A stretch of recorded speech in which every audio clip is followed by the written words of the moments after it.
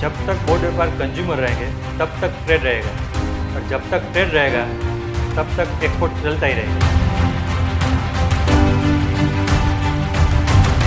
कि जैसा देश वैसा भेष, यहाँ पे बात ये कह सकते हैं कि जैसा देश वैसी क्वालिटी।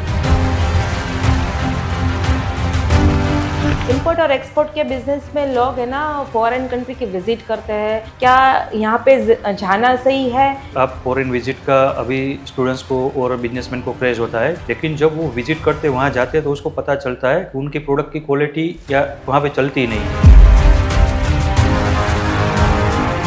तो ऐसा जानने का उनको खर्चा हो जाएगा 2-3 लाख रुपीज़, तो डायरेक्ट नहीं जाना चाहिए। तो बायर जेन्युइन है या नहीं है? क्रेडिट में लॉस हो ही जाएगा। एक बार पेमेंट आएगा तो दूसरी बार नहीं आएगा, दूसरी बार आएगा तो तीसरी बार नहीं आएगा, 1 ईयर पेमेंट आएगा तो दूसरे साल नहीं आएगा। इसका फ्यूचर कैसा रहेगा? कि अभी हमारा एक्सपोर्ट को 3% ही हुआ है, जो गवर्नमेंट को 5% या 15% जैसे चाइना अमेरिका कर रहा है ऐसा करना है, थर्ड इकोनॉमी बनाना है। तो इस हिसाब से गवर्नमेंट की पॉलिसी पर सब इसके ऊपर डिपेंड करती है, एक्सपोर्ट के ऊपर ही। आपके बहुत सारे स्टूडेंट रह चुके होंगे, इतने सालों का एक्सपीरियंस आपके साथ है, तो फर्स्ट ऑफ ऑल स्टूडेंट की फर्स्ट प्रायोरिटी लाइम क्यों है? Why lime?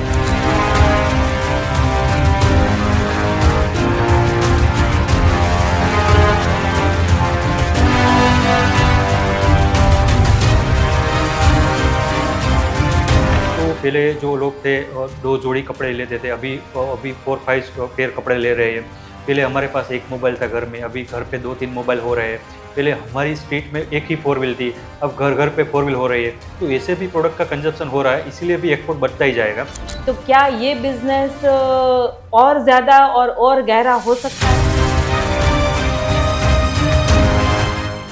अंतर्मन चैनल में आपका स्वागत है। आपके लिए हर बार कुछ नया, हर बार अनोखा। Lime import and export training institute के एपिसोड में आपका स्वागत है। सरहदों के पार का व्यापार आज का बहुत बड़ा सिलसिला है। अगर आपको बिजनेस बनाना है, अगर आपको लोकल टू ग्लोबल जाना है, तो एक ही जरिया है, इंपोर्ट करो या एक्सपोर्ट करो। आज दुनिया बहुत छोटी होती जा रही है, व्यापारियों का स्तर बड़ा होता जा रहा है। बॉर्डर के पार का व्यापार आज का नहीं, भारत का पुराना और प्राचीन जरिया है। सदियों पहले भारत निर्यात और आयात में एक बड़ा सेगमेंट था। मसाले, रेशम, मलमल भारत से पूरी दुनिया में जाते थे। एक रिपोर्ट के अनुसार ऐसा भी कहा जाता है कि पूरी दुनिया में भारत का 50% माल जाता था। लेकिन आज सिनारियो थोड़ा अलग है। आज हम बहुत सारी चीज़ें आयात करते हैं, लेकिन आज की गवर्नमेंट एक्सपोर्ट को ज़्यादा प्रमोट कर रही है। एक्सपोर्ट अगर ज़्यादा होगा तो इंडियन इकोनॉमी भी बढ़ेगी, इंडियन इकोनॉमी में एक बड़ा इजाफा भी होगा।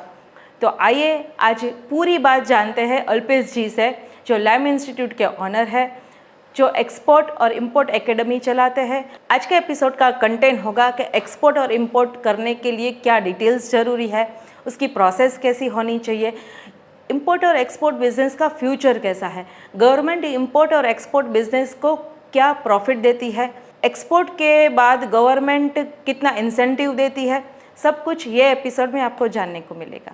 तो आइए हम वेलकम करते हैं हमारे आज के गेस्ट अल्पेश जी पटेल का, जो लाइम इंस्टीट्यूट के ऑनर है। बहुत बहुत स्वागत है अल्पेश जी आपका अंतर्मन चैनल में। इंपोर्ट और एक्सपोर्ट इंस्टीट्यूट जो आप चला रहे हो लाइम के टाइम से, इंडिया का नंबर 1 इंस्टीट्यूट है। आपके बहुत सारे स्टूडेंट रह चुके होंगे, इतने सालों का एक्सपीरियंस आपके साथ है, तो फर्स्ट ऑफ ऑल स्टूडेंट की फर्स्ट प्रायोरिटी लाइम क्यों है? Why lime? हाँ, लाइम के बारे में बताया तो हमारा lime institute export import field में क्यों, उसका मेन आंसर है हमने जो डिज़ाइन किया, जो स्टेप बनाया है एक्सपोर्ट इंपोर्ट सिखाने में, राइट। जैसे कि पहले हम स्टूडेंट्स को डायरेक्ट डील करने देते थे, तो स्टूडेंट्स क्या करते थे, वो क्रेडिट में दे देते थे, या तो कुछ कस्टम में कुछ क्लियरेंस में कुछ दिक्कत आ जाती थी, राइट। तो हमने क्या कर दिया कि स्टूडेंट्स को डील करना है तो हमसे गाइडेंस लेना है। अब उसको 5 रुपीज़ का भी एक्सपोर्ट या इंपोर्ट करना है तो सब गाइडेंस हमसे लेना है। तो इसीलिए कि वो कहीं पे उसके साथ दिक्कत ना हो, कहीं पे हैरान ना हो। तो पहला स्टेप तो हमने वो बना दिया कि स्टूडेंट्स को डील करनी है तो सब गाइडेंस हमसे लेना है, ताकि उनकी डील सेफ हो और कहीं पे वो हैरान ना हो। दूसरा के क्लास में तो हम गाइड करते थे, लेकिन सब स्टूडेंट्स की प्रोडक्ट और कंट्री और लेवल डिफरेंट होता था। तो हमने क्या किया, क्लास के अलावा उसको 1-to-1 गाइड भी करना स्टार्ट कर दिया, ताकि वो जहाँ पे अटके हुए वहाँ से उसको आगे निकलने के लिए सॉल्यूशन मिले और उसका डील सेफ हो। तो 1-to-1 गाइडेंस भी हमने स्टार्ट कर दिया। पहले मटेरियल हम पेन ड्राइव में देते थे, तो पेन ड्राइव उसकी खो गई, वायरस आ गए, ऐसा ऐसा दिक्कत आती थी, तो हमने क्या किया, एप्लीकेशन बना दिया और सब अपडेट और जो मटेरियल है वो एप्लीकेशन पे ही डाल दिया ताकि वो कहीं से भी एक्सेस कर पाए। राइट। और नए नए टॉपिक और नए नए रूल्स रेगुलेशन आते रहते थे, तो स्टूडेंट्स को क्या होता जो जिसने ओल्ड 2010 में हमारे यहाँ पे कोर्स किया था, तो अभी तो बहुत सारा अपडेट हो गया कोर्स और टॉपिक और पॉलिसी सब कुछ, तो हमने क्या किया, रिवीजन भी फ्री दे दिया ताकि वो अब आके अपडेट हो जाए और उनको पूरा अपडेटेड नॉलेज मिल जाए। राइट। तो उनका भी हम चार्ज नहीं लेते। तो ऐसे तो हमने बहुत सारे अपडेट किए हैं, सॉल्यूशन लाए हैं, राइट। तो उस इसलिए हमारा लाइम है दूसरे से डिफरेंस होता है, और हमारा लाइम क्यों, उसका ये सब आंसर है। दूसरा के स्टूडेंट्स है वो बाहर का डेटा परचेज करते थे, तो सभी स्टूडेंट्स बाहर डेटा परचेज करने में वो अपना खर्चा लगाते थे। हमने हमने क्या किया, यहाँ से ही प्राय का डेटा देना स्टार्ट कर दिया ताकि उनके वो पैसे भी बच जाए। हमें तो लीड्स, कस्टमर को डायरेक्ट लीड मिल जाए। डायरेक्ट लीड मिल जाए। और दूसरा एक पॉइंट वो भी है कि स्टूडेंट्स आ जाते थे, एडमिशन ले लेते थे और फीस भी पे कर देते थे। बाद में उसको पता चलता था कि ये मेरे काम का नहीं है, राइट, ये मेरा फील्ड ही नहीं है, ऐसा मेरा नेचर ही नहीं कि मैं ऐसा कर पाऊँगा। तो उसका तो फीस पे हो गया था, बाद में उसको ऐसा लगता था कि भी मैं तो इधर फिट हो गया, घर से उसको प्रेशर करते जा जा, इधर हम प्रेशर करते कि आपकी एक्सपोर्ट क्यों नहीं हो रहा है, राइट। तो ऐसा फील ना हो, इसीलिए हम क्या करते हैं, स्टूडेंट्स को इंक्वायरी में उसका बैकग्राउंड जान लेते हैं, उसके बारे में पहचान लेते हैं और उसको बताते कि आपसे होगा या नहीं होगा। अगर होगा तो ही उसको पहले हम क्लास में ट्रायल के लिए बुलाते हैं, उसको 3 दिन ट्रायल देते हो, ट्रायल में ही बता देते कि इस लाइन में क्या स्ट्रगल है, क्या स्कोप है, क्या स्किल होनी चाहिए, क्या एबिलिटी होनी चाहिए, कैसा वर्क रहता है, कैसे हम सिखाते हैं, सेटअप करवाते हैं, सपोर्ट करते हैं, ताकि उनका विजन क्लियर हो जाए कि वो उसको एबल है या नहीं है, वो उनको ही जज कर पाता है। अगर उसको सही लगे तो ही उसको फीस भरना है और करना है, अदरवाइज वो छोड़ सकता है, उसका कोई Right. चार्ज भी नहीं है। तो ये भी हमने ऐड कर दिया कि ट्रायल के बाद ही उसको एडमिशन कंफर्म करना है और फीस पे करना है। तो ऐसे बहुत सारे पॉइंट है जो लाइम दूसरों से डिफरेंट होता है, और लाइम ही क्यों है उसका वो सब आंसर है। ओके।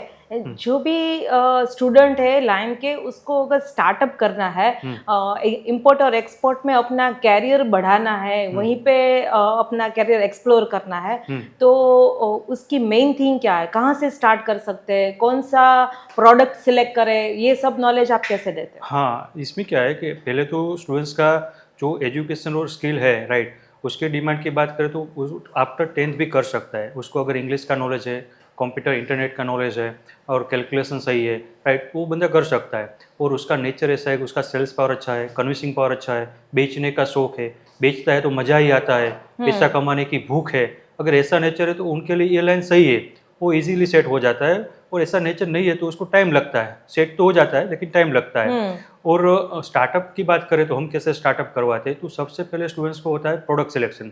अगर उसका प्रोडक्ट फिक्स है तो हम उस प्रोडक्ट पे ही उसको वर्क करवाते हैं, इंप्लीमेंट करवाते हैं। उस प्रोडक्ट का हम एनालिसिस देते हैं, कहाँ कहाँ पे एक्सपोर्ट होता है, कौन से कंट्री में ज़्यादा जाता है, वहाँ के बायर कौन है, वहाँ पे एक्सपोर्ट करने के लिए क्या रूल्स रेगुलेशन है, क्या पेमेंट टर्म्स रखनी है, पार्टी को वेरीफाई कैसे करें, सब सिखाते हैं, सब गाइड करते हैं। और शुरुआत के डील में सब हमसे गाइडेंस लेके ही उसको आगे बढ़ना होता है। बाद में उसको समझ में आ जाए वो अपनी तरफ से भी कर सकता है, राइट। और बाद में भी गाइडेंस, कंसल्टिंग, अपडेट, रिवीजन, सब फैसिलिटी हमारी 10 साल तक रहती है। दूसरा बंदा है कि उसका बिजनेस करना है लेकिन प्रोडक्ट फिक्स नहीं है, तो उसको हम पहले प्रोडक्ट फिक्स करवाते हैं। प्रोडक्ट फिक्स करवाने के लिए हम देखते हैं कि उसका नेचर कैसा है, उसका बैकग्राउंड कैसा है, कौन से फील्ड में उसका सूझबूझ है, उसका नेचर उस फील्ड में काम कर रहा है या नहीं कर रहा है, उसके बैकग्राउंड के हिसाब से हम प्रोडक्ट सिलेक्ट करवाते हैं। तो सबका बाय बर्थ नेचर डिफरेंट होता है, किसी को केमिकल में इंटरेस्ट है, किसी को एग्री में, किसी को सर्जिकल में, किसी को फार्मा में, सबका नेचर डिफरेंट होता है। उसके नेचर के हिसाब से वो अगर प्रोडक्ट सिलेक्ट करेगा तो उस प्रोडक्ट पे उसका मास्टरी आएगा, और मास्टरी आएगा तो ही वो उसके कंपटीटर के सामने वो टिक पाएगा, क्योंकि उसका कंपटीटर उस प्रोडक्ट का मास्टर होगा, अदरवाइज वो उनका कंपटीटर उसको सेट ही नहीं होने देगा फील्ड में। तो पहले देखना है नेचर, क्या स्टूडेंट्स का नेचर किस फील्ड में काम कर रहा है, उस हिसाब से हमें प्रोडक्ट सिलेक्ट करनी होती है। प्रोडक्ट सिलेक्ट करने के बाद देखना होता है कि उस प्रोडक्ट में कितना ग्रोथ है, राइट। अगर ग्रोथ नहीं है फिर वो प्रोडक्ट सिलेक्ट कर लिया तो उसमें मार्केट में हमारी जगह ही नहीं बनेगी, राइट। तो ग्रोथ कितना है वो देखना है। ग्रोथ देखने के बाद देखना है उसका सोर्सिंग मिल रहा है या नहीं मिल रहा है, सोर्सिंग कैसा मिल रहा है। अगर सोर्सिंग मिल रहा है तो देखना है क्वालिटी और प्राइस सेट हो रही है या नहीं हो रही हमारे कंपटीटर के सामने, राइट। हमारा कंपटीटर जो प्राइस में जो क्वालिटी देता है, ऐसी क्वालिटी इसी प्राइस में हमें देनी होगी, तो ही हमारा सेल होगा। अदरवाइज बायर को पता चल जाएगा कि आपसे सस्ता और कम दाम में और अच्छी क्वालिटी दूसरे से मिल रही है, तो वो डायरेक्ट वो कन्वर्ट हो जाएगा, दूसरे पे चला जाएगा लेने के लिए। तो वो भी देखना होता है कि प्राइस और क्वालिटी। उसके बाद है एक्सपोर्ट प्रोसेस का नॉलेज, और उसके बाद है एक्सपोर्ट प्रोडक्ट का नॉलेज। प्रोडक्ट के बारे में भी हमें पूरा डीप में पता होना चाहिए, क्योंकि बायर हमें बहुत सारे क्वेश्चन करेगा। अगर वो क्वेश्चन हम सोल्व नहीं कर पाए तो बायर को हम पे ट्रस्ट नहीं आएगा, और ट्रस्ट नहीं आएगा तो एडवांस पेमेंट देगा ही नहीं। और हमें एडवांस स्पेसिफिकेशन होना जरूरी है, हाँ, यानी प्रोडक्ट के बारे प्रोडक्ट का में पूरा स्पेसिफिकेशन पूरा आपके डीप में पास नॉलेज होना चाहिए, राइट। और कितना वो जितना आपके कंपटीटर को है, राइट, उतना डीप में नॉलेज होना चाहिए, क्योंकि Right. बायर बहुत सारे क्वेश्चन करेगा। अगर वो क्वेश्चन हम सोल्व नहीं कर पाए तो बायर को हम पे ट्रस्ट नहीं आएगा, और ट्रस्ट आएगा तो एडवांस पेमेंट देगा नहीं। और हमें एडवांस पेमेंट ही चाहिए, हमें क्रेडिट देनी ही नहीं है। अगर हम क्रेडिट देंगे तो वो कुछ नहीं पूछेगा, जितना इतना वो ले जाएगा, वो पेमेंट नहीं करेगा। राइट। और बायर के पास आपके जैसे और भी सप्लायर है, वो सबसे इंक्वायरी करता होगा, तो सबकी क्वालिटी और प्राइस तो सेम ही आएगा। जो डिफरेंस आएगा वो प्रोडक्ट के नॉलेज का आएगा। अगर आपको प्रोडक्ट का नॉलेज आपके कंपटीटर से अच्छा है तो ही डील होगी, अदरवाइज डील होगी नहीं, और होगी तो वो क्रेडिट में होगी, उसमें लॉस हो जाएगा। Right. उसके बाद एक्सपोर्ट प्रोसेस का नॉलेज। अगर बायर ने आपको एडवांस पेमेंट दे दिया और एक्सपोर्ट करते समय आपने कुछ मिस्टेक किया तो लॉस बायर का होता है। तो बायर क्या करता है, ऐसे सप्लायर से ही प्रोडक्ट इंपोर्ट करता है कि जिसका एक्सपोर्ट प्रोसेस का नॉलेज सही हो। और उसके बाद है रीऑर्डर। अगर हमने किसी को एक्सपोर्ट किया तो उसका रीऑर्डर भी आना चाहिए। अगर रीऑर्डर नहीं आया तो हमें एवरी टाइम नया बायर ढूंढना पड़ेगा। और रीऑर्डर तब आता है जब हम उसको अच्छी क्वालिटी दे, प्राइस दे, सर्विस दे, ताकि वो उनके बायर को दे पाए। उनका बायर उसके पास आएगा, आपका बायर आपके पास आएगा, पूरा साइकिल बनेगा।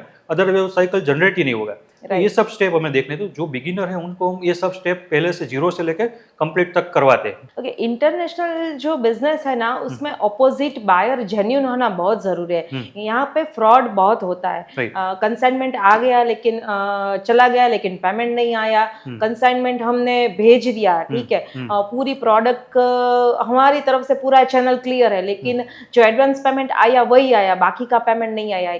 तो बायर जेन्युइन है या नहीं है? बायर इन द सेंस के ऑपोजिट एज में जो बिजनेसमैन है वो जेन्युइन है या नहीं है, वो कैसे चेक? बायर जेन्युइन है या नहीं, उसकी एक ही डेफिनेशन है, पेमेंट टर्म्स।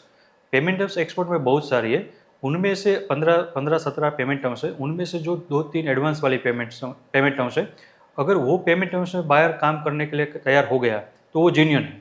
अच्छा। उनके अलावा कोई भी पेमेंट टर्म्स में वो बायर काम करने को बोल रहा है तो हमारे लिए वो फ्रॉड हो सकता है। तो हमें फ्रॉड ही सोचना है। तो बायर जेन्युइन है कि नहीं, वो उसका डेफिनेशन एक ही है, पेमेंट टर्म्स। एडवांस दे रहा है, एडवांस वाली टर्म्स में काम कर रहा है, वो तो जेन्युइन है। उनके अलावा कोई क्रेडिट वाली टर्म्स में वो मांग रहा है तो हमारे लिए वो जेन्युइन नहीं है। तो बायर को वेरीफाई करने का एक ही रास्ता है, पेमेंट टर्म्स, और वो भी एडवांस है तो वो जेन्युइन है। कोई भी बंदा हो, हमें एडवांस दे रहा है तो हमें उसको देना ही है, राइट। क्रेडिट मांग रहा है, कोई भी बड़ा बिलियनर भी है तो भी नहीं करना है। अच्छा, बहुत बड़ा ऑर्डर है लेकिन क्रेडिट पे देना रिस्क यहाँ पे हो सकता है। क्रेडिट में लॉस हो ही जाएगा। एक बार पेमेंट आएगा तो दूसरी बार नहीं आएगा, दूसरी बार आएगा तो तीसरी बार नहीं आएगा, 1 ईयर पेमेंट आएगा तो दूसरे साल नहीं आएगा, लेकिन नहीं आने वाला वो फिक्स ही है।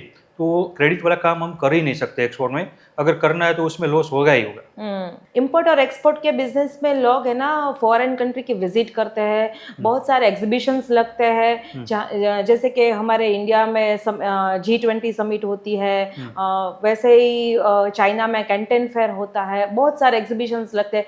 क्या यहाँ पे जाना सही है या यहाँ से बैठे बैठे हम बायर ढूंढ सकते हैं? उसमें क्या है कि आप फॉरेन विजिट का अभी स्टूडेंट्स को और बिजनेसमैन को क्रेज होता है कि भाई मैं चलो फॉरेन जाऊँ, डायरेक्ट बायर को मिल लेता हूँ और डील कर लेता हूँ। लेकिन जब वो विजिट करते वहाँ जाते हैं तो उसको पता चलता है कि उनकी प्रोडक्ट की क्वालिटी या वहाँ पे चलती ही नहीं, या तो डिमांड ही नहीं, या तो वो कंट्री दूसरे कंट्री से इंपोर्ट कर रहा है, राइट, या तो ड्यूटीज ज़्यादा है। ऐसे ऐसे रीजन होते हैं और वो उनको वहाँ जाकर पता चलता है कि भाई मेरी प्रोडक्ट का इधर मार्केट नहीं और डील नहीं होगा। तो ऐसा जानने का उनको खर्चा हो जाएगा 2-3 लाख रुपीज़। तो डायरेक्ट नहीं जाना चाहिए कहीं भी, कोई भी कंट्री में विजिट करने के लिए। पहले इधर से बैठे मार्केट करना चाहिए, जो भी टारगेटेड कंट्री है वहाँ पे, और मार्केट करके देखना चाहिए कि कौन से कंट्री में हमारा प्रोडक्ट का रिस्पॉन्स मिल रहा है, हमें डील होने के चांस बढ़ रहे हैं। जो भी कंट्री में छोटा मोटा डील हो, राइट, उसी कंट्री में बाद में विजिट या तो एग्जीबिशन में स्टॉल करना चाहिए। और वहाँ पे आप एग्जीबिशन करोगे या स्टॉल करोगे तो बायर को बता पाओगे कि मैं इधर इस पार्टी को दे रहा हूँ, तो दूसरे बायर को भी ट्रस्ट आ जाएगा। दूसरा कि वहाँ पे कौन सी प्रोडक्ट, एक रेफरेंस मिल जाएगा, हाँ। और वहाँ पे कौन सी क्वालिटी चल रही है, कैसे प्राइस में चल रहा है, वो भी आपको पता चल जाएगा। क्या डॉक्यूमेंट्स लगेंगे, राइट, कैसी क्वालिटी चल रही है, क्या प्राइस चल रहा है, कैसा पैकिंग चल रहा है, सब। तो वो भी आपके लिए इजी हो जाएगा बायर को कन्विंस करने में। डायरेक्ट चले जाओगे तो वहाँ पे जाके आपको कुछ पता भी नहीं है, राइट, सिर्फ जानने को मिला कि भाई मेरी प्रोडक्ट इधर नहीं चल रही है, ऐसा जानने को आपका खर्चा और टाइम दोनों बिगड़ जाएगा। और विजिट करने से बेहतर है स्टॉल करना। विजिट में क्या होता है कि आप ऐसे एज ए सेल्स पर्सन गए होते हो तो आप बायर को मिलते हो तो बायर टाइम नहीं देता, अपॉइंटमेंट नहीं देता है, उसका मूड नहीं है, राइट। तो बहुत सारे प्रॉब्लम होते हैं, और कितने बायर को कितने सिटी में कितने कंट्री में आप मिलोगे, कितना टाइम और पैसा खर्च हो जाएगा। उसके अलावा आपने वहाँ पे एग्जीबिशन में स्टॉल डाल दिया, और एग्जीबिशन में स्टॉल लगाने के लिए गवर्नमेंट सब्सिडी भी दे रही है, तो Right. खर्चा तो कम ही होगा, खर्चा तो इतना होगा नहीं, जितना आप विजिट में करोगे इतना खर्चा भी नहीं होगा। तो स्टॉल में बेनिफिट ये होगा कि वहाँ पे आपके स्टॉल पे बहुत सारे बायर आएंगे, और डिफरेंट डिफरेंट कंट्री के आएंगे, बहुत सारे कंट्री से आएंगे। तो वो आए हैं आपके स्टॉल पे, वो इसलिए आए हैं कि उनको कुछ लेना है, तो डील होने के भी चांस भी बढ़ जाएगा, और एक ही जगह पे आपको सब बायर मिल जाएंगे, वो आपके स्टॉल पे आएंगे, राइट। तो आपका प्रेजेंस भी प्रॉपर बनेगा। आप जैसे ठेला लेके घूमते रहेगा तो एज ए सेल्स पर्सन ऐसा नहीं लगेगा, प्रॉपर प्रेजेंस बनेगा, तो वो भी आपको बेनिफिट मिलेगा, और टाइम और पैसा भी बचेगा कि आपको डिफरेंट डिफरेंट कंट्री और डिफरेंट डिफरेंट सिटीज़ घूमना नहीं पड़ेगा, और सब बायर आपकी जगह पे एक जगह पे आपको मिल जाएंगे। तो सब्सिडी में आप एग्जीबिशन में स्टोर लगा सकते हो, वो सबसे बढ़िया और फाइनल सॉल्यूशन है, राइट, एक्सपोर्ट बिजनेस में डील करने का। तो विजिट या तो डायरेक्ट एग्जीबिशन में विजिट करना, या तो ऐसा कोई वो मतलब नहीं है, वो नहीं करना चाहिए। पहले आपको इधर से मार्केट 2-4-6 महीने करना, और डील हो जाए तो उस बाद में वही उस कंट्री में आप एग्जीबिशन में स्टोर लगा सकते हो गवर्नमेंट सब्सिडी में, वहाँ उसमें आपको ज़्यादा बेनिफिट मिलेगा। Right, okay. इंपोर्ट अगर स्टार्ट करना है तो पहले लोकल मार्केट को एक्सप्लोर करना चाहिए, या आप डायरेक्ट ग्लोबल जा सकते हो? हाँ, इंपोर्ट स्टार्ट करने में सब जल्दबाजी कर लेते हैं कि डायरेक्ट इंपोर्ट स्टार्ट कर दे। जैसे कि यूट्यूब में रील्स में वीडियो देख लिया, चाइना से आ रहा है, कोरिया से आ रहा है, जापान से आ रहा है, यूएस से आ रहा है, और इधर हम इंपोर्ट करके बेचेंगे तो बहुत अच्छा मार्केट होगा और इतना मुनाफा होगा, ये सब सोच रहे हैं। लेकिन ऐसे नहीं करना चाहिए, क्योंकि आपने डायरेक्ट इंपोर्ट कर लिया, इधर बेचने जाओगे तो बेचकर पैसा निकलना है, और आपका इन्वेस्टमेंट भी हो जाएगा, पहले आपको पेमेंट करना पड़ेगा। प्रोडक्ट तो आ गया, इधर बेचने जाओगे तो इधर बेचने में आपसे क्रेडिट मांगेंगे, और बोलेंगे अभी सीजन नहीं है, क्वालिटी आपकी सही नहीं है, इधर तो ऐसा चलता ही नहीं, ऐसे ऐसे प्रॉब्लम आ सकते हैं। तो डायरेक्ट इंपोर्ट नहीं करना चाहिए। अगर आपको इंपोर्ट करके बेचना है तो पहले क्या करना चाहिए, इंपोर्टर से लेकर इधर बेचना चाहिए। अगर आपका इधर मार्केट सही हो गया, आपसे कोई भी प्रोडक्ट अभी 100 टन यूज़ कर ले रहा है, बाद में आपको 50 टन इंपोर्ट करना चाहिए, राइट। डायरेक्ट इंपोर्ट करने जाओगे तो इंपोर्ट तो हो जाएगा, आप पेमेंट दोगे तो सप्लायर आपको प्रोडक्ट तो दे ही देगा, लेकिन इधर बेचने में आपको दिक्कत हो जाएगी, और इधर क्रेडिट चल रहा है, मार्जिन भी आपको पता नहीं चलेगा कितना मिलेगा आपको, और बेचने में इधर सीजन है या नहीं है, राइट, कंपटीशन क्या है वो भी आपको पता नहीं। डायरेक्ट इंपोर्ट नहीं करना चाहिए, पहले इंपोर्टर से लेकर इधर बेचना चाहिए। इधर आपका मार्केट सही हो गया, आपको पता चले मैं इतना इधर बेच रहा हूँ, बाद में आपको 50% इंपोर्ट करना चाहिए, डायरेक्ट इंपोर्ट नहीं करना चाहिए। पहले बेस बनाना जरूरी है, राइट, फिर आप आगे जा सकते हो। डायरेक्ट इंपोर्ट कर लिया तो इधर बहुत तकलीफ हो जाता है। जैसे आपने बताया कि सीजन, तो ये सीजनल बिजनेस का क्या कंसेप्ट है? हाँ, सीजन में क्या होता है कि अभी कोई भी प्रोडक्ट आप इंपोर्ट कर रहे हो, जैसे कि आपने दिवाली पे पटाखे इंपोर्ट किए, राइट, या तो टॉयज किया, कुछ भी किया, तो उस सीजन में आपने उसके पहले आपने इधर इंपोर्ट किया तो आपका बिक सकता है। लेकिन ऑफ सीजन में आपने इंपोर्ट कर लिया, राइट, जैसे कि अभी सीजन ही नहीं है, राइट, तो अभी आपने इंपोर्ट कर लिया तो आपका तो बिकेगा तो दिवाली पे, तो आपका इन्वेस्टमेंट हो जाएगा, और ब्लॉक हो जाएगा। हाँ, ब्लॉक हो जाएगा, और इधर आपका प्रोडक्ट रहेगा, उसका वैलिडिटी भी चला जाएगा। तो सीजन के बिना हम इंपोर्ट भी नहीं कर सकते। कभी कभी कैसा होता है कि अपनी प्रोडक्ट बहुत अच्छी है, प्रोडक्ट की क्वालिटी अच्छी है, प्रोडक्ट मार्केट में चल भी रही है, लेकिन पार्टी को यानी सामने वाले बिजनेसमैन को अपनी प्रोडक्ट की वैल्यू है थोड़ी कॉस्ट हाई लग रही है। ऐसा अगर सिनारियो है तो सामने वाले ऑपोजिशन को हम कैसे समझाएं कि प्रोडक्ट की वैल्यू सही है, कॉस्ट सही है, अगर ये अप्रोच बढ़ाना है तो कैसे करें? बायर जब आपको बताए कि आपकी प्राइस ज़्यादा है, तो उनका सॉल्यूशन ये है कि आपकी क्वालिटी दूसरे जो कंपटीटर है उनसे डिफरेंस होती है। तो बायर को आप बता सकते हो भाई मेरी क्वालिटी आप मेरे से सैंपल मंगवा के चेक कर लो, और दूसरे जो इससे सस्ता दे रहे हैं उनके पास भी आप सैंपल मंगवा के चेक कर लो, दोनों का क्वालिटी आप कंपेयर कर लो, बाद में आपको पता चलेगा कि हमारा प्राइस क्यों हाई है, राइट। ऐसा बहुत होता है कि यहाँ के जो सप्लायर है, जैसे कि हम एग्जांपल है क्यूमिन, तो क्यूमिन में दूसरे कंपटीटर ऐसा बोलते हैं कि क्यूमिन में क्वालिटी का जो ग्रेड आता है सिंगापुर 98, राइट, 98 का प्राइस हमारा हाई है, दूसरे का 98 का प्राइस कम है, राइट, वो कम दाम में दे रहा है। तो बायर क्या बोलेगा, ये सेम क्वालिटी दूसरे सप्लायर से कम दाम में मिल रही है। तो होता क्या है कि वो 98 होता ही नहीं है, वो 96 प्रोवाइड कर देते हैं, राइट। बायर को ऐसे बताते नहीं, लेकिन जब बायर सैम्पलिंग करवाता है हमारा 98 का उनका 98 का, तब उसको पता चला कि दोनों में क्वालिटी में बहुत डिफरेंस है। तो प्राइस हाई तब होता है जब क्वालिटी अच्छी हो। तो बायर को वो सैंपल देख के हम उसको कन्विंस कर सकते हैं कि भाई आप देख लो हमारे कंपटीटर से कि हमारा प्राइस क्यों हाई है। तो वही एक सॉल्यूशन है। दूसरा कि अगर हम मर्चेंट है, हमारा सप्लायर ही हमें हाई प्राइस दे रहा है, तो हमें वो भी देखना होता है कि हमारा जो सप्लायर है वो हमें प्राइस दे रहा है वो सही है या नहीं। तो दूसरे सप्लायर से भी हमें कंपेयर करना पड़ता है कि भाई उनका प्राइस है वो अपनी cost high क्यों आ हाई रही क्यों आ है? रही है, राइट। Right. तो ये सब सॉल्यूशन है जो हम बायर को बता सकते हैं, या तो हम हमारी तरफ से भी हम चेंज कर सकते हैं। अच्छा, जैसे आप बात कर रहे हैं प्राइस की या कॉस्ट की, तो ऐसे क्वालिटी पे भी ये चेक लगाना चाहिए। क्वालिटी पे भी क्या होता है कि क्वालिटी के हिसाब से बायर और कंट्री डिसाइड होता है, राइट। जो अच्छी क्वालिटी परचेज करने वाले बायर है उनको अच्छी क्वालिटी चाहिए तो उस हिसाब से वो प्राइस पे करेगा। जिनको सस्ता चाहिए तो वो कम स्वाभाविक है वो उसकी क्वालिटी भी वीक होगी। ठीक। तो जो हमारे पास क्वालिटी वीक है तो हम ऐसे ही बायर ऐसे ही कंट्री को टारगेट कर सकते हैं कि जहाँ पे हमारी क्वालिटी के हिसाब से प्राइस और उनको सही लगे। तो उन हिसाब से कंट्री और बायर फिल्टर हो जाते हैं, राइट, क्वालिटी के हिसाब से। जो हमारे पास अच्छी क्वालिटी तो हम अच्छे बायर और अच्छे कंट्री में दे सकते हैं, अगर वो बायर भी अच्छी क्वालिटी चाह रहा है, राइट, तो उस हिसाब से हम चेंजेस कर सकते हैं कंट्री और बायर को। जैसे बोल सकते हैं ना कि जैसा देश वैसा भेष, यहाँ पे बात ये कह सकते हैं कि जैसा देश वैसी क्वालिटी। हाँ, मैं Right? अपना एग्जांपल दूं कि हम अभी पेस्टिसाइड एक्सपोर्ट कर रहे हैं, तो हमारा पेस्टिसाइड नेपाल में जा रहा है, Right. राइट, और हमारा कंपटीटर टाटा केमिकल है, तो टाटा केमिकल का पेस्टिसाइड वो यूएस में जा रहा है। सेम प्रोडक्ट है, उसका प्राइस 5000 पर लीटर है और हमारा प्राइस है 1500 पर लीटर। लेकिन जो अमेरिका है उसको अच्छी क्वालिटी चाहिए और वो टाटा से ही ले रहा है, क्योंकि टाटा उसकी जो रिक्वायरमेंट है फुलफिल कर रहा है, वो हम नहीं कर पाते।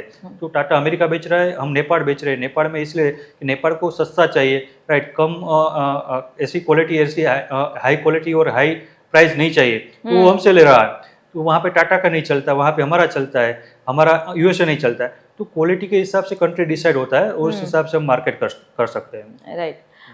कभी कभी कैसा होता है कि प्रोडक्ट के नॉलेज क्या, प्रोडक्ट स्पेसिफिकेशन है ना, जो ट्रेडर होता है ना उसके पास नहीं होती है। जैसे कोई मैन्युफैक्चरर है उसके पास पूरा प्रोडक्ट नॉलेज होता है, लेकिन ट्रेडर के पास नहीं होता। अगर कोई ट्रेडर है वो एक्सपोर्ट या इंपोर्ट करना चाहिए और उसको प्रोडक्ट की इंफॉर्मेशन चाहिए होगी, तो उसको आपके पास से क्या हेल्प मिलेगी? हाँ, जो ट्रेडर को प्रोडक्ट के बारे में नॉलेज चाहिए तो कोई अपने रिलेटिव या ग्रुप में बताया कि भाई मेरे को ये प्रोडक्ट एक्सपोर्ट करना है, आप मैन्युफैक्चर कर रहे हो तो आप मेरे को नॉलेज दो, तो वो नहीं देंगे, राइट। उसका एक ही सॉल्यूशन है कि उनको अगर प्रोडक्ट का नॉलेज चाहिए तो गूगल में सर्च करें कितने मैन्युफैक्चर है, या इंडिया मार्ट में इंक्वायरी करें, वहाँ पे भी बहुत सारे मैन्युफैक्चर मिल जाएंगे। और उनको वो बोलेगा भाई मेरे को एक्सपोर्ट के लिए चाहिए, तो वो सब उसको पूरा डीप में गाइड करेगी, क्योंकि उसको ऐसा लग रहा है ये हमसे परचेस करेगा।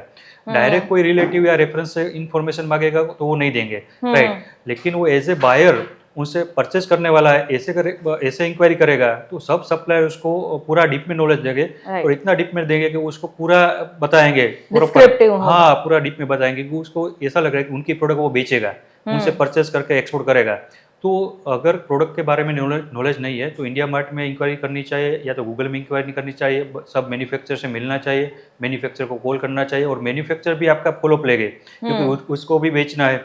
तो ये एक अच्छा रास्ता है, और वो आपको पूरा डीप में बताए, और सब मैन्युफैक्चरर से आपको कुछ ना कुछ नया नया जानने को मिलेगा।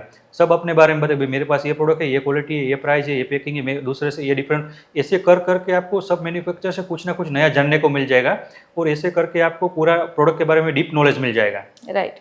अच्छा, इन्वेस्टमेंट और इंपोर्ट एक्सपोर्ट के बिजनेस में ये बहुत बड़ा कंक्लूजन रहता है कि यहाँ पे बहुत ज़्यादा इन्वेस्टमेंट चाहिए, तो क्या ये सही है? अगर है तो कितना चाहिए? हाँ, एक्सपोर्ट में तो बिना इन्वेस्टमेंट में हम कर सकते हैं। उसमें बहुत सारे तरीके हैं बिना इन्वेस्टमेंट एक्सपोर्ट करने के लिए। फर्स्ट है एज ए मर्चेंट हम एक्सपोर्ट किया, राइट, जैसे कि किसी से परचेस कर लिया, एडवांस पेमेंट में काम किया, एडवांस पेमेंट आ गया, मैन्युफैक्चर से परचेस कर लिया और बाद में हमने एक्सपोर्ट कर दिया। दूसरा है कोई किसी के साथ टाइप कर लिया, उनका मैन्युफैक्चर और हमारा एक्सपोर्ट का नॉलेज, राइट, तो उस हिसाब से भी हम बिना इन्वेस्टमेंट कर सकते हैं। तीसरा है 30-70 पेमेंट टर्म्स होता है। 30 पेमेंट आ गया, हमने मैन्युफैक्चर को दे दिया, उसको बोला कि आप रिमेनिंग जो है मैं आपको जब लोड होगा उस टाइम आपको पेमेंट कर दूंगा, तो उस हिसाब से भी बिना इन्वेस्टमेंट हो सकता है। As a broker, as a consultant भी बिना इन्वेस्टमेंट एक्सपोर्ट कर सकते हैं, या तो कम इन्वेस्टमेंट पे एक्सपोर्ट हो सकता है। लेकिन इंपोर्ट में वो पॉसिबल नहीं। इंपोर्ट में क्या होगा कि कुछ भी आप मंगाओ, जितना भी आप 5 रुपीज़ का भी मंगाओ या 5 करोड़ का भी, पहले पेमेंट करना ही होता है, हमें कोई क्रेडिट देता ही नहीं है, तो उसमें इन्वेस्टमेंट डायरेक्ट हो जाएगा।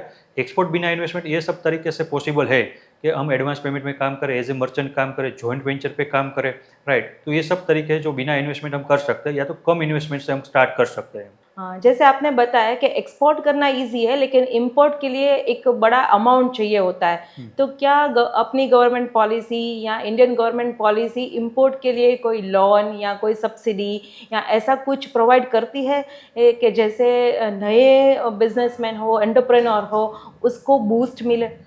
इंपोर्ट में तो डायरेक्ट कोई गवर्नमेंट ऐसा लोन और सब्सिडी प्रोवाइड नहीं करती है, लेकिन आपका बैंक के साथ अच्छा टर्म्स है, रेगुलर कस्टमर है, तो बैंकर क्रेडिट प्रोवाइड करती है। वो डिपेंड करता है कि आपका प्रोफाइल बैंक में कैसा है, राइट। और कभी गवर्नमेंट का क्या स्कीम चल रहा है, गवर्नमेंट अभी इस प्रोडक्ट को इंपोर्ट में क्या बूस्ट कर रही है, लेकिन ऐसा बहुत कम होता है। इंपोर्ट में ऐसे फंड मिलने के चांस डायरेक्ट जो जीरो बैकग्राउंड वाले हैं उनको तो कम चांस है। जिसका बैकग्राउंड अच्छा है, उसके पास मॉर्गेज है या तो कुछ है, उसके पास एलसी है, रेगुलर इंपोर्ट करता है, उसका बैंक के साथ टर्म्स भी अच्छा है, राइट, बैंक में उसका प्रोफाइल अच्छा है, तो मिल सकता है। वो डिपेंड करता है।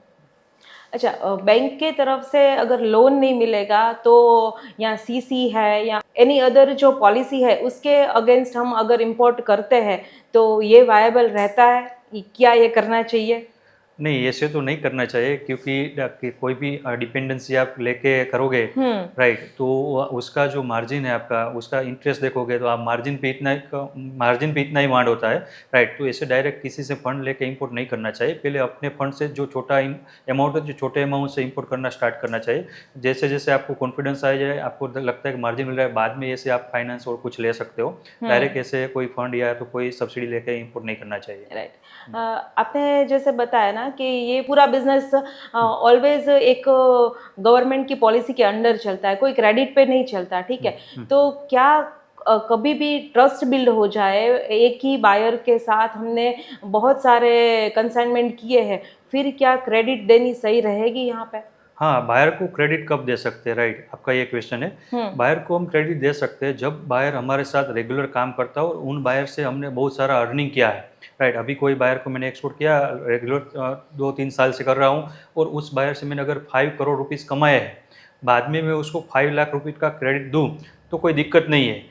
अदरवाइज उसने पेमेंट नहीं किया तो भी हमें कोई दिक्कत नहीं है, क्योंकि हमने उनसे बहुत सारा अर्निंग किया है, तो उस केस में हम उसको क्रेडिट दे सकते हैं। दूसरा है कि अगर हमारा मार्जिन ज़्यादा है, अभी हमारा कोई प्रोडक्ट में 30% मार्जिन है, 1 लाख का हमने एक्सपोर्ट किया, 30,000 हमारा प्रॉफिट है, तो प्रॉफिट का हम क्रेडिट दे सकते हैं। अगर हमने 30% क्रेडिट दिया, अगर पेमेंट नहीं आया तो भी कोई दिक्कत नहीं है।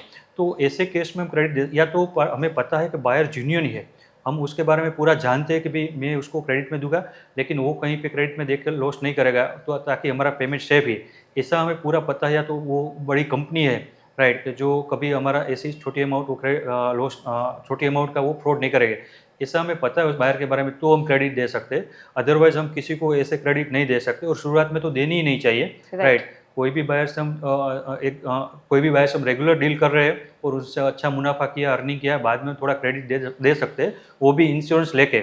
या तो हमारा जो मार्जिन है, मार्जिन की अमाउंट का हम क्रेडिट दे सकते हैं, या तो बायर को हम मिल गए, बायर को हम मिले हैं और बायर के बारे में हमें पूरा पता है कि वो जेन्युइन है, उसका अच्छा वहाँ पे कारोबार है, और वो कहीं पे क्रेडिट नहीं दे रहा है, उसका पेमेंट सही आ रहा है, और हमें वो इतनी छोटी अमाउंट का लॉस नहीं करवाएगा या तो फ्रॉड नहीं करेगा, ऐसा हमें पता है बायर के बारे में, और बड़ी कंपनी वो है, तो हम उसको क्रेडिट दे सकते हैं। अदरवाइज किसी को क्रेडिट ऐसे नहीं दे सकते। जैसे बात करते हैं कि सरहदों के पार व्यापार की, ठीक है, आज से नहीं सदियों पुराना ये सिलसिला रहा है, तो बहुत पुराने ज़माने से बात करें तो अगले कई सालों तक की अगर हम बात करना चाहें तो इसका फ्यूचर कैसा रहेगा?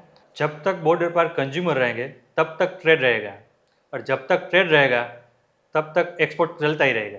इस बिजनेस का फ्यूचर इसीलिए है कि अभी हमारा एक्सपोर्ट 2-3% ही हुआ है, जो गवर्नमेंट को 5% या 15% जैसे चाइना अमेरिका कर रहा है ऐसा करना है, थर्ड इकोनॉमी बनाना है। तो इस हिसाब से गवर्नमेंट की पॉलिसी पर सब इसके ऊपर डिपेंड करती है, एक्सपोर्ट के ऊपर ही। तो गवर्नमेंट भी बहुत प्रमोट कर रही है, अच्छा बेनिफिट भी दे रही है, तो उस हिसाब से भी हमारा एक्सपोर्ट बढ़ेगा ही। दूसरा कि पूरे वर्ल्ड में जो पॉपुलेशन है वो पॉपुलेशन भी बढ़ता जा रहा है, इसीलिए प्रोडक्ट का कंजप्शन भी बढ़ता ही जा रहा है, और जो पॉपुलेशन है उसकी बाइंग कैपेसिटी भी बढ़ती जा रही है, कि जैसे कि पहले हम डिमांड बढ़ेगा तो सप्लाई बढ़ेगी, तो उस हिसाब से भी एक्सपोर्ट बढ़ने वाला ही है। तो पहले जो लोग थे 2 जोड़ी कपड़े लेते थे, अभी 4-5 पेयर कपड़े ले रहे हैं। पहले हमारे पास एक मोबाइल था घर में, अभी घर पे 2-3 मोबाइल हो रहे हैं। पहले हमारी स्ट्रीट में एक ही 4 व्हील थी, अब घर घर पे 4 व्हील हो रही है। तो ऐसे भी प्रोडक्ट का कंजप्शन हो रहा है, इसीलिए भी एक्सपोर्ट बढ़ता ही जाएगा। तो ऐसे भी फ्यूचर भी अच्छा है। दूसरा कि जो डेवलप कंट्री है वहाँ पे लेबर कॉस्ट ज़्यादा है, तो वो मैन्युफैक्चर इतना नहीं कर पाती। तो उसके हिसाब से जो गरीब कंट्री है वहाँ पे मैन्युफैक्चर लेबर सस्ता है, लेकिन वहाँ पे मैन्युफैक्चर करने के बाद उसके पास पोर्ट नहीं है, रोड रास्ते नहीं है, इलेक्ट्रिसिटी नहीं है, इंटरनेट नहीं है, टेक्नोलॉजी वो सब इंफ्रास्ट्रक्चर नहीं है। तो उस हिसाब से वो गरीब कंट्री पे एक्सपोर्ट नहीं कर पाते। उसके बाद ऑप्शन रहता है इंडिया और चाइना। तो इंडिया का अभी एक्सपोर्ट गवर्नमेंट भी प्रमोट कर रही है, गवर्नमेंट ट्रेड एग्रीमेंट भी कर रही है, तो सामने वाले कंट्री को हमारे से इंपोर्ट करना ही करना है। तो उस हिसाब से भी हमारा एक्सपोर्ट बढ़ता ही जा रहा है, हमारा लेबर कॉस्ट भी कम है और यहाँ पे इंफ्रास्ट्रक्चर, नेट, लाइट सब अवेलेबल है, रोड रास्ते भी अच्छे हैं। तो इस हिसाब से भी हमारा एक्सपोर्ट बढ़ता ही जा रहा है। तो फ्यूचर एक्सपोर्ट का हमारा अच्छा ही है। एक और बात मैं यहाँ पे पूछना चाहूंगी कि पहले ऑनलाइन कंज्यूमर नहीं होते थे, आप कौन से भी देश से कुछ भी अगर मंगवाना है तो वाया इंपोर्ट और एक्सपोर्ट ही आप यही एक जरिया था, लेकिन आज वेबसाइट्स है, अमेज़ॉन या फ्लिपकार्ट या बहुत सारे ऐसे प्लेटफॉर्म है कि जहाँ से हम डायरेक्ट कंज्यूमर तक जो प्रोडक्ट है वो पहुँच सकती है, ठीक है। तो क्या ये बिजनेस और ज़्यादा और गहरा हो सकता है? हाँ, क्योंकि ये तो बढ़ता ही जाएगा, राइट। जैसे जैसे दुनिया और नज़दीक आती जाएगी, हर एक देश अपने और टेक्नोलॉजी का यूज़ होता जाएगा, राइट। तो वो सब इजी हो जाएगा और ये एक्सपोर्ट और इंपोर्ट में ये सब इजी हो जाने के बाद बहुत बहुत ग्रोथ होगा। अभी भी गवर्नमेंट ने बहुत सारे इम्प्लीमेंट किए, जैसे कि technology wise port procedure, custom procedure में भी ऑनलाइन प्लेटफॉर्म डाल दिया, पोर्टल भी आ गए, राइट। तो ऐसे ऐसे बहुत ईजी होता जाता है। तो आने वाले दिनों में भी ये भी एक बहुत ट्रेड में भी बहुत ग्रोथ होगा। तो एक्सपोर्ट इंपोर्ट ये फील्ड में ये सब बहुत अच्छा ग्रोथ होगा। इंडिया के एक्सपोर्टर्स है उसका डिजिटल फुटप्रिंट या डिजिटल प्रेजेंस है वो दुनिया के मामले में कितने स्ट्रांग है? आप अभी क्या? हाँ, मेरे मेरे हिसाब से तो बहुत अच्छा ही है, क्योंकि हमारे यहाँ पे सबको नॉलेज होता है वेबसाइट के बारे में, Facebook, Insta, LinkedIn, Google my business, बहुत सारे सोर्सेज से सब मार्केट कर रहे हैं। और अभी टेक्नोलॉजी सबके पास है, मोबाइल भी है, इंटरनेट भी है, राइट। तो ये सब पूरा यूज़ करके पूरे वर्ल्ड में अभी हमारे एक्सपोर्टर है वो छा रहे हैं, राइट। और आगे भी बहुत अच्छा ही ग्रोथ रहेगा। तो ये अभी तो इजी हो गया हमारे एक्सपोर्ट के लिए, सब उसके लिए जो रिसोर्सेज चाहिए वो सब इजी अवेलेबल है और सबको पता है, और नहीं है तो वो सीख लेते हैं। तो डिजिटल राइट। मार्केटिंग का कोर्स भी कर लेते, सीख लेते हैं और सब ये कर रहे हैं। तो ये तो मेरे हिसाब से बहुत अच्छा ही है हमारा जो प्लेटफॉर्म है, हम जो यूज़ कर रहे हैं और मार्केटिंग के लिए, तो वो आगे भी अच्छा ही रहेगा। अल्पेश जी, एक बात यहाँ पे मैं पूछना चाहूँगी कि लोकल बिजनेस और एक्सपोर्ट बिजनेस में ज़्यादा प्रॉफिटेबल कौन सा रहता है और कौन सा लॉन्ग टर्म चलने वाला बिजनेस है? हाँ, एक्सपोर्ट और लोकल बिजनेस में हम डिफरेंस देखें तो पहला डिफरेंस ये है कि एक्सपोर्ट में टैक्स नहीं है, जो लोकल में जीएसटी होता है 28%। तो पहला डिफरेंस ये है। दूसरा है कि हम एडवांस पेमेंट में काम कर सकते हैं, तो क्रेडिट का भी दिक्कत नहीं, लोकल में सब क्रेडिट में चलता है, राइट। तीसरा है कि दूसरे कंट्री में अगर तेज़ी है, वहाँ पे अच्छा ग्रोथ है, इधर अभी अभी रिसेशन चल रहा है, लेकिन दूसरे कंट्री की जो तेज़ी है, वहाँ का ग्रोथ है, उसका बेनिफिट आप इधर बैठे बैठे ले सकते हो। और उसके बाद है जो बेनिफिट जो एक्सपोर्ट में है वो है कि 200 कंट्री का मार्केट, आपके पास 7 बिलियन कस्टमर का ऑडियंस होता है, तो कहीं से भी आपको ऑर्डर आ सकता है 200 कंट्री में से। आप इधर बेचोगे तो सिर्फ इंडिया से ही आपको आपको ऑर्डर आएगा। राइट। तो ये भी एक बेनिफिट है एक्सपोर्ट में। दूसरा कि अभी इधर देखें तो इधर कंपटीशन आपको बहुत ज़्यादा लगेगा, क्योंकि लोकल मैन्युफैक्चर सब बेचते हैं, राइट। अभी आप देखोगे हार्डवेयर में राजकोट के 100 मैन्युफैक्चर है, तो 100 हो लोकल में बेचते होंगे, लेकिन उनमें से एक्सपोर्ट तो सिर्फ 20% ही करते होंगे। राइट। तो और एक्सपोर्टर के पास 20% एक्सपोर्ट करे, उसके पास 200 कंट्री का मार्केट है, और 100 मैन्युफैक्चर है उसके पास सिर्फ इंडिया का ही मार्केट। तो ऐसे कंपटीशन भी कम लगता है जो एक्सपोर्ट में लोकल के कंपेयर में। दूसरा कि गवर्नमेंट आपको इंसेंटिव देगी, गवर्नमेंट हमसे लेती तो नहीं है लेकिन सामने से देती है हमें, राइट। वो 1% से 7% गवर्नमेंट हमें इंसेंटिव भी देती है। जैसे कि अभी हम एग्री प्रोडक्ट एक्सपोर्ट करें तो 2 से 3% एक्सपोर्ट में बेनिफिट है, राइट। तो अगर हमने 1 करोड़ का एक्सपोर्ट किया तो 2% गवर्नमेंट का इंसेंटिव है, तो 2 लाख तो गवर्नमेंट हमें देगी, तो वो भी बेनिफिट है, राइट। तो ऐसे बहुत सारे बेनिफिट है जो एक्सपोर्ट में है, जो लोकल में नहीं है। लोकल की कंपेयर में आपको एक्सपोर्ट में ऐसे बेनिफिट आपको मिल सकते हैं, और सेल्स भी आपका 200 कंट्री में होता है, वो भी अच्छा बेनिफिट है। मार्केट मार्जिन भी, बड़ा मिल हाँ, जाएगा। मार्केट बड़ा मिलता है, मार्जिन भी अच्छे मिलते हैं, तो और आपको रेगुलर ऑर्डर मिलते हैं, राइट। वो और बड़े बड़े ऑर्डर भी मिल सकते हैं, तो वो सब बेनिफिट एक्सपोर्ट में है जो लोकल में नहीं है।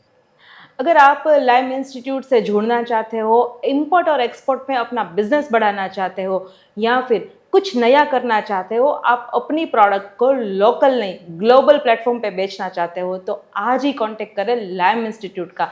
पूरा address, details, contact number, website सब कुछ डिस्क्रिप्शन में मेंशन है, आप डायरेक्ट कांटेक्ट कर सकते हो। अगर आपको कोई एक्सपर्ट ओपिनियन चाहिए, एक्सपर्ट एडवाइस चाहिए, या फिर कुछ ऐसे टिप्स चाहिए जो आपके बिजनेस को एक्सपांड कर सकते हैं, तो वो भी सपोर्ट आपको लाइम इंस्टीट्यूट की तरफ से मिल जाएगा। Thank you so much. Thank you Alpesh ji, आपने बहुत अच्छी नॉलेज यहाँ पे शेयर की है। जो बिजनेसमैन है जिसको अपना बिजनेस एक्सप्लोर करके ग्लोबल तक लेके जाना है, यहाँ से उसकी शुरुआत होगी। Thank you so much.